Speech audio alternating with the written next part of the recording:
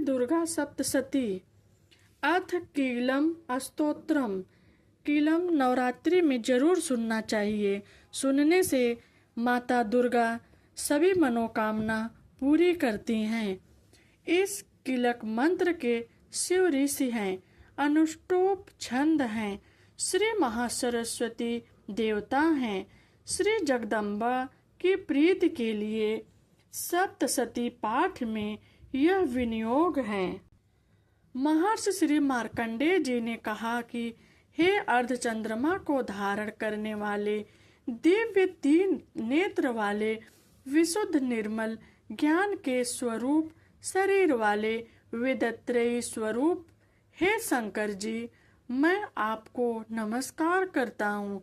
मंत्रों के साप, उत्कीलन आदि सबको समझाकर निरंतर जप करने वाला सप्तशती के पाठ के बिना भी मोक्ष को प्राप्त कर लेता है। इस प्रकार सप्तशती का पाठ जप करने वाले पुरुष को उच्चाटन आदि वस्तुएं सिद्ध हो जाती हैं और केवल स्तोत्र मंत्र मात्र से स्तुत करने से भगवती सिद्ध होती हैं। हे, न ऐसा कोई मंत्र न औषध जिसके जप किए बिना सब उच्चाटन आदि सिद्ध हो जाए। समस्त वस्तुएं उच्चाटन, मोहन आदि इससे सिद्ध हो जाएंगी। इस प्रकार की शंका करके श्री शंकर जी ने पहले कल्याणकारी इस शुभ उत्कीलन को समस्त ऋषियों से बुलाकर कहा। तदनंतर चंडिका देवी के स्तोत्र को गुप्त कर दिया।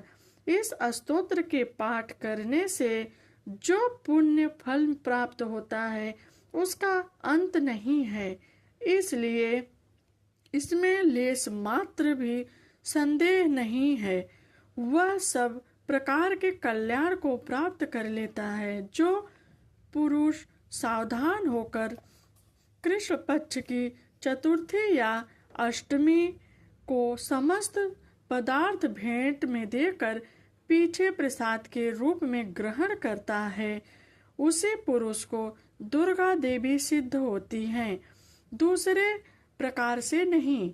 इस प्रकार श्री शंकर जी ने सिद्धि रोकने के लिए किलित किया है, इसलिए इसका निष्कीलन करने नित्य जपता है। वह सिद्ध होता है या गण होता है या गंधर्व होता है, भ्रमण करते हुए उस व्यक्ति को भी भय नहीं होता, ना अब मृत्यु ही होती है और मृत्यु के बाद उसे मोक्ष मिलती है। विधि को समझ करके प्रारंभ करें।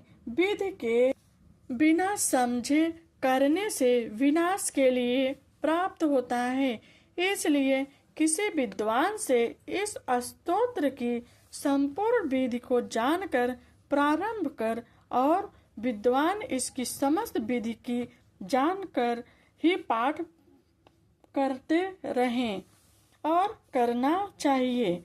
स्त्रियों में जो सौभाग्य आदि दिखाई देते हैं वे सब हे देवी तेरे कृपा प्रसाद से हैं, इसलिए यह जप करने योग्य हैं।